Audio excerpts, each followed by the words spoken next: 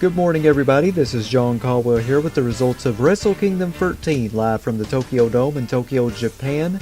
And boy oh boy, what a memorable and historic night it was for New Japan Pro Wrestling's biggest event. Now, before I get into the results, I want to say this real quick. I actually didn't get to watch all of Wrestle Kingdom 13, which is a big shock. I actually didn't start watching this show until the Junior Heavyweight Championship match happened between Kushida and Ishimori. So since I wasn't able to watch the other matches before that, I'm just going to run through those matches, and then once I get to the Junior Heavyweight Championship match, I'll provide more details on what happened. So let's go ahead and get right into the results here. Our first match was a dark match. This was actually the pre-show match from what I heard. Never Openweight 6-man tag team title #1 contendership gauntlet match. It was Taguchi Makabe and Toru Yano defeating Bullet Club, Hangman Page, Marty Scurll, and Yujiro Takahashi, and Chaos, Beretta and Hiroki Goto and Chucky T, plus Suzuki Gun, Davey Boy Smith Jr., Lance Archer, and Minoru Suzuki, and David Finlay, Jeff Cobb, and Yuji Nagata. That match lasted 22 minutes and 2 seconds. David Finlay pinned Yujiro Takahashi 4 minutes and 39 seconds into the match. Yuji Nagata pinned Chucky T 12 minutes and 9 seconds into the match. Lance Archer pinned David Finlay 14 minutes and 53 seconds into the match. And Toru Yano won the match by pinning Davey Boy Smith Jr. at 22:02. Our next match was actually, from what I heard, the first match of Wrestle Kingdom 13's main card. It was the Never Openweight Championship match between Will Ospreay and Never Openweight Champion Kota Ibushi. And from what I heard, that was an awesome match. CageMatch.com gives it an 8.77. That's a match that I definitely need to watch.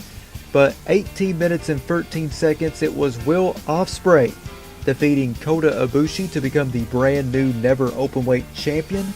I actually heard that Kota Ibushi suffered a mild concussion after this match, though I don't really know if that's 100% true or not. That's what's been going around.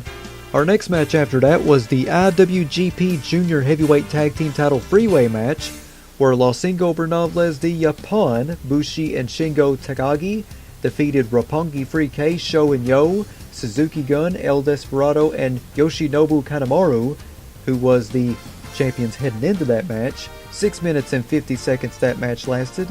Our next match was the Rev Pro Undisputed British Heavyweight Title match, where Zack Sabre Jr. defeated Tomohiro Ishii to become the brand new British Heavyweight Champion. Our next match after that was the IWGP Tag Team Title Freeway match, where once again Los Ingobernables de Japón won. Evil and Sonata defeated the Gorillas of Destiny, Tama Tonga and Tanga Loa, who were the champions heading into that match, and the Young Bucks, Matt and Nick Jackson. 10 minutes and 15 seconds that match lasted. Our next match was for the IWGP United States Heavyweight Championship, where the IWGP United States Heavyweight Champion Cody Rhodes took on Juice Robinson, and Juice Robinson defeated Cody to become the brand new US Champion at 9 minutes and 2 seconds. Our next match after that one was the IWGP Junior Heavyweight Champion Kushida taking on the Bone Soldier Taiji Ishimori. Heading into this match, there were a lot of rumors that Kushida would be going to WWE. This was a good match and probably the first match all night that didn't feel rushed in the slightest, according to F4WOnline.com. Kushida did a Back to the Future themed entrance involving a child wearing a Kushida mask that was absolutely terrifying in its realism. Kushida attacked Ishimori's left arm with a kick at the outset. Ishimori recovered and took over. He used a crossface, but Kushida reached the ropes. Ishimori hit a seated senton. Kushida came back with strikes, but Ishimori hit a siding German. Ishimori went for a 450, but Kushida hit a flying armbar, then transitioned through a series of holds ending with a Kimura. Ishimori did some power stuff. He went for the lung blower, but Kushida slipped out and hit a ref-assisted kick. Kushida got rolling. He went for Back to the Future, but Ishimori countered with a lung blower, connecting this time. He went for the Bloody Cross, but Kushida turned it into a hoverboard lock. Ishimori fought for the ropes, then slipped out and hit a Death Valley driver into a double down. Ishimori hit double knees in the corner, then hit the Bloody Cross for the pin. So there you go. Taiji Ishimori is the brand new IWGP Junior Heavyweight Champion. Our next match after that one was of course the Rainmaker Okada taking on Switchblade Jay White. And boy oh boy, you know it's going to be a hell of a match when Okada takes his pants off and he's wearing the trunks. Hypothetically, if Kenny Omega's future in New Japan Pro Wrestling is uncertain, Tanahashi is going to need someone to work with on top, someone like Jay White. I was kind of surprised that this one was a short match. Okada hit a running low dropkick to White's neck. Okada hit the ropes. Jito tripped him, and White launched him into the corner pad. White suplexed Okada over the top to the floor. White sent Okada into the security fence and the ring frame repeatedly. Back inside, White hit a Saito suplex for a 2 count. White worked over Okada's head and neck. This turned into a slap fight. Okada hit a pair of running back elbows and hit a DDT for a 2 count. Okada placed White on the top, then drop kicked him to the floor. White sold his leg. Okada sent White and Jito over the security fence, then hit a running crossbody over the fence to the floor, which was awesome. Back inside, Okada hit a top rope elbow. Okada hit his Rainmaker pose after that. White popped up, hit a suplex, then hit a urinage for a 2 count. White went for the Blade Runner, but Okada slipped out. Jito took the ref while White swung and missed with a chair. Okada hit Jito with a drop kick, then hit one on White. Okada went for the Rainmaker, but White turned it into a lariat. White hit a Kiwi Crusher for a near fall. Okada hit a Tombstone into a double down, which was awesome. Both men sold exhaustion. White ducked a lariat and stepped away from a drop kick. White went for a Blade Runner, but Okada whipped him into the ropes, then hit a drop kick. They did an insane series of finisher reversals, which was awesome as well, ending with Okada hitting a Rainmaker. Okada went for a second Rainmaker, but White reversed it into a Blade Runner and got the 1-2-3. So there you have it. Jay White defeated Okada 14 minutes and 21 seconds. And of course, like I said, I was very surprised that that match didn't go longer. Our next match was the second of 3 main events. It was for the IWGP Intercontinental Championship, where IWGP Intercontinental Champion Chris Jericho took on Tetsuya Naito in a no DQ match. This was an awesome match. No doubt this was one of my favorite matches of the night. Naito jumped Jericho during his entrance. They brawled around ringside with Naito gaining the upper hand. Naito hit a pile driver on the ramp. In the ring, Naito continued his assault with a turnbuckle pad and a flying head scissors. Naito went for the suicide dive, but Jericho whacked him with a kendo stick. Jericho went after Naito with the stick in the ring. Jericho stomped on Naito's throat, then sent him to the floor with a springboard dropkick. Jericho hit a vertical suplex on the floor, then followed it up with a DDT on a table. Back inside, Jericho hit a high cross off the top for a near fall. Jericho posed and taunted, then hit a lion salt for a 2 count. Naito finally made a comeback, hitting a flying forearm and a pair of neck breakers. Naito went for the Combinacion de Cabron, but Jericho caught him coming in and slapped on the walls of Jericho. The people were really into it here. Naito flipped out of the walls. Jericho went for a code breaker, but Naito turned it into a DDT. Naito hit Gloria for a 2 count. Jericho got the walls again, but Naito grabbed a kendo stick and fought Jericho off. Naito hit several kendo stick shots. He went for a nutter, but Jericho ducked and hit a code breaker for a near fall. Jericho exposed a turnbuckle.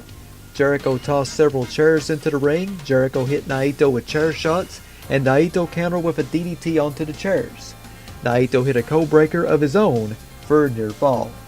Naito went up top with a kendo stick, but Jericho threw a chair at him and cut him off. Jericho went for a superplex, but Naito hit a DDT on the chairs. Naito went for Destino, but Jericho shoved him into the ref, hit a low blow, and got a near fall. Jericho grabbed the title belt. He went for a belt shot, but Naito ducked. Jericho got sent into the exposed turnbuckle, but Naito hit him with Destino. Naito hit a belt shot, then hit a second Destino for the pin. So there you have it. Tetsuya Naito is the brand new IWGP Intercontinental Champion at 22 minutes 36 seconds. And so we come to our main event of Wrestle Kingdom 13 for the IWGP Heavyweight Championship. The IWGP Heavyweight Champion, the best bout machine, Kenny Omega, taking on the ace, Hiroshi Tanahashi. A main event worthy of the biggest show of the year. A work of art. A masterpiece. It's already the 4th day into 2019, and this is the match of the year. of course. They began with some grappling. Omega backed Tana into the ropes and broke cleanly, but Tana slapped him. Omega snapped and got sloppy. Tana went to work on Omega's legs. He used a cradle for a near fall. Tana continued working the legs and the two exchanged slaps to the face. Tana tied up Omega's legs and Omega reached the ropes. Omega hit a knee lift and an elbow drop.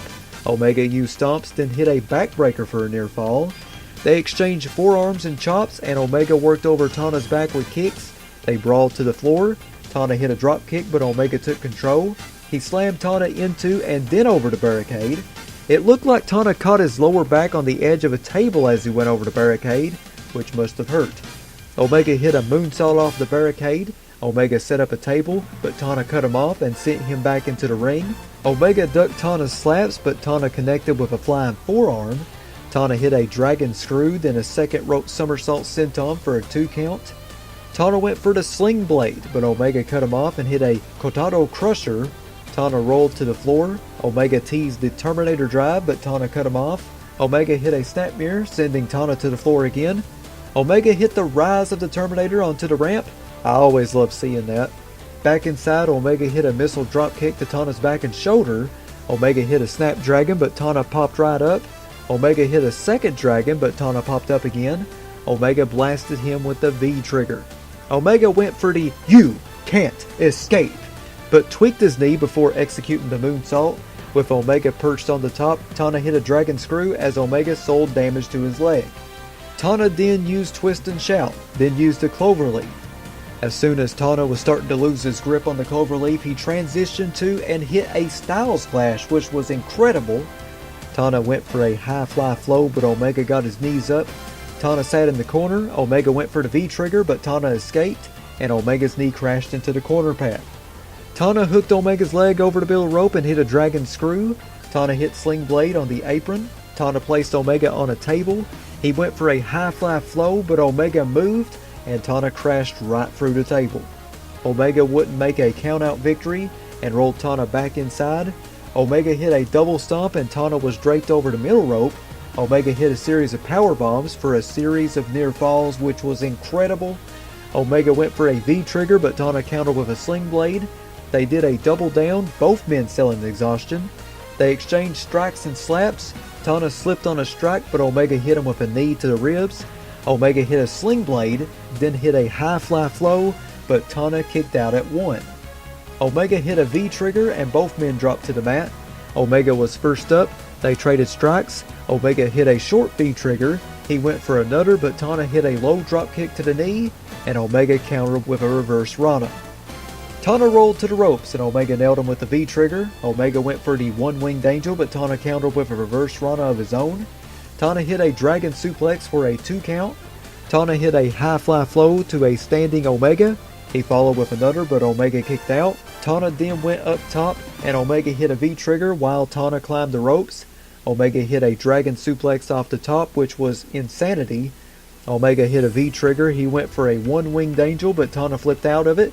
Tana hit the Sling Blade. Tana went up top and hit the high fly flow. This time, it was enough. 1, 2, 3. Tanahashi cut a promo after winning the match, thanking his friends, the fans, and promising a new era in New Japan Pro Wrestling. He played some air guitar despite his exhaustion, and again thanked the fans, closing Wrestle Kingdom 13. So there you have it, a brand new IWGP Heavyweight Champion, the 67th Heavyweight Champion in the belt's history, in Hiroshi Tanahashi. And this is also Hiroshi Tanahashi's 8th reign as IWGP Champion, which is a record. Of course, he already had the most reigns before that, but it's even more of a record now. Also, speaking of records, Hiroshi Tanahashi is now 10-3 overall in his career at the Tokyo Dome. Amazing. That match lasting 39 minutes, 14 seconds. And like I said, match of the year, easily. Some other news notes from Wrestle Kingdom 13. They announced tonight at the Tokyo Dome that for the first time in New Japan's history, their annual January 4th event will now run on 2 consecutive nights inside the Tokyo Dome. Prior to the main card of Wrestle Kingdom 13, they showed a video highlighting tour dates through August, but they saved the biggest news for last which was Wrestle Kingdom 14 being held on 2 consecutive nights, January 4th and 5th, 2020. This would be a big change in format from recent years. Of course, New Japan has ran the Wrestle Kingdom on January 4th, while New Year's Dash, a more angle-heavy show featuring tag team matches, usually runs the next day at Korakuen Hall. Other dates announced for New Japan include the New Beginning in Sapporo on February 2nd and 3rd, the New Beginning in Osaka on February 11th, New Japan Cup in Niigata on March 23rd and 24th, ROH/New Japan Pro Wrestling G1 Supercard at Madison Square Garden in New York City on April 6th, Road to Wrestling Dontaku on April 20th in Aichi, Wrestling Dontaku 2019 on May 3rd and 4th in Fukuoka. The Best of the Super Junior 26 finals take place on June 5th at Sumo Hall, Dominion June 9th at Osaka-jo Hall, and August 31st at the Copper Box Arena in London, England. That's right, New Japan is coming to England August 31st. And that wasn't the only big news that New Japan announced tonight at Wrestle Kingdom 13. Between the Wrestle Kingdom 13 pre-show match and the start of the main card, New Japan Pro Wrestling revealed the schedule for some of their upcoming big shows.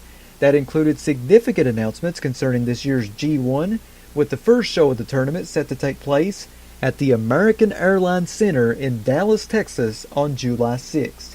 New Japan Pro Wrestling also announced some G1 dates for Japan. There will be shows in Otaku on July 13th and July 14th, along with an event in Hokkaido on July 15th.